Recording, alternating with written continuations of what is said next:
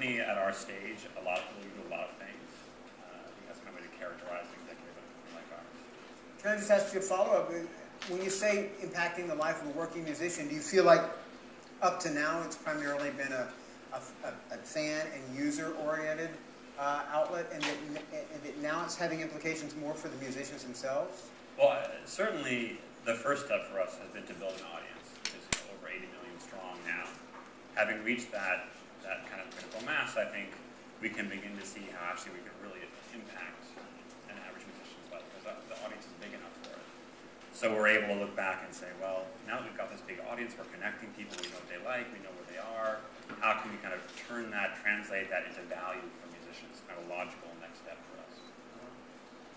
And Ethan, can I obviously, you know, Facebook is so ubiquitous.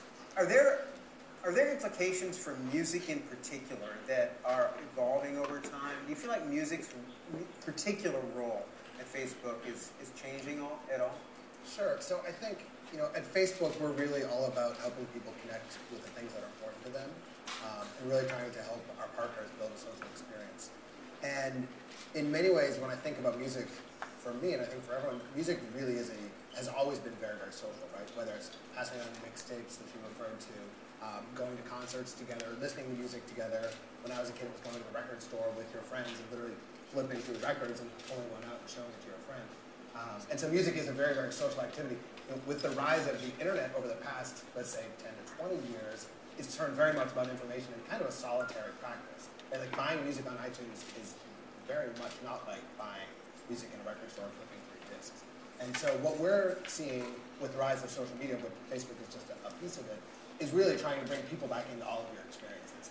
And so whether you're listening to music on Pandora, or whether you're checking in at a concert, or whatever it might be, just sharing the songs that you like on Facebook, really trying to pull people back into that experience and really make it social. And Naveen, it was 2 years ago that you guys launched, or less than 2 years ago? Less than 2 years ago.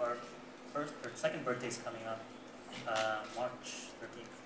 So. And I heard you saying something backstage that, you know, even people talk about the points and the checking in, the mayor, etc. And part of the goal, at least ultimately the goal, is Foursquare introducing people to new locations and new experiences, really. Yeah, new experiences, and maybe meet new people or reconnect with existing friends, obviously.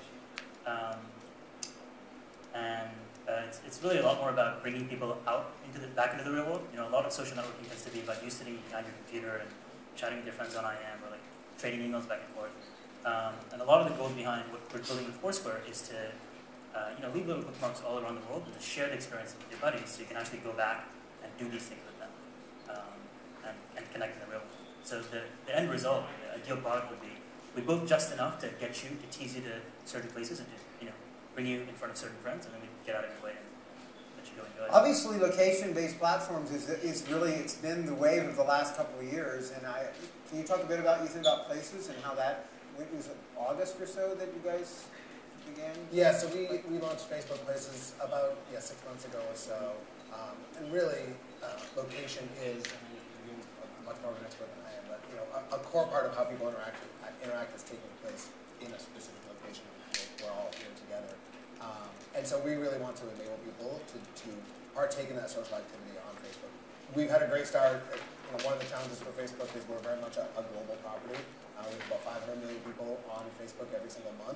About 2/3 of them, actually over 70%, are outside the United States. So rolling out a product like Facebook Places, you need to think about places in dozens and dozens and dozens of countries.